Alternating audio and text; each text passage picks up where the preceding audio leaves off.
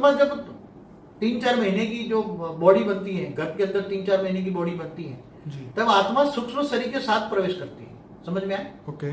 आत्मा निराकारी अवस्था में उसमें प्रवेश नहीं कर सकती। ठीक है, राइट। मगर अगले जन्मों के अंदर बहुत गंदी उसके अंदर विकृति है आत्मा के अंदर जी। उसका सूक्ष्म शरीर बहुत खराब है और उसके सूक्ष्म शरीर में डिसीज है।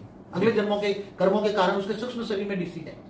तो जब आत्मा गर्भ में प्रवेश करती है तब उसके सूक्ष्म शरीर के अंदर जो रोग है वो रोग के साथ वो शरीर में प्रवेश करती है। इसलिए उसके अंदर वो गर्भ में ही बॉडी के अंदर वो नेगेटिविटी आती है, रोग आते हैं और वो रोग की इफेक्ट कई बार माँ को भी लागू पड़ सकती है।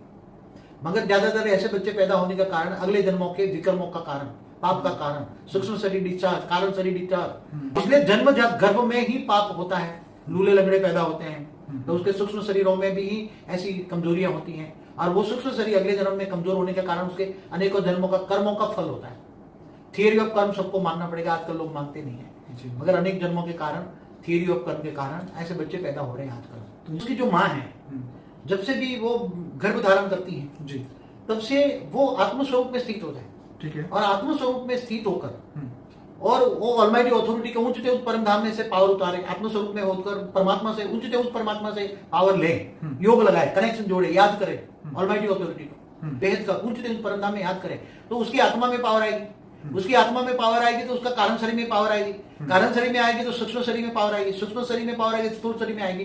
तो जो बच्चा का शरीर अंदर बन रहा है गर्भ में, तो वो बच्चा का जो शरीर के अंदर भी पावर आएगी और बच्चे की आत्मा भी जब 3-4 महीने में प्रवेश करेगी तब वो बच्चे का सूक्ष्म शरीर के अंदर भी माँ की पावर जाएगी। जैसे माँ की पावर से ही बच्चा बनता है ना, पलता है ना, बनता है ना, ऐसी तरह माँ की परम लाइट की शक्ति, परम लाइट की शक्ति उसकी बॉडी के अंदर जाएगी, उसकी आत्मा के अंदर जाएगी और आत्मा उसकी जो बच्चे की आत्मा भले नेगेटिव अंदर प्रवेश कर गई थी मगर उसके अंदर धीरे धीरे धीरे परम लाइट आएगी। आत्मा भी परम अंदर बैठी बैठी जो माँ करती है वही बच्चा करेगा ना अंदर।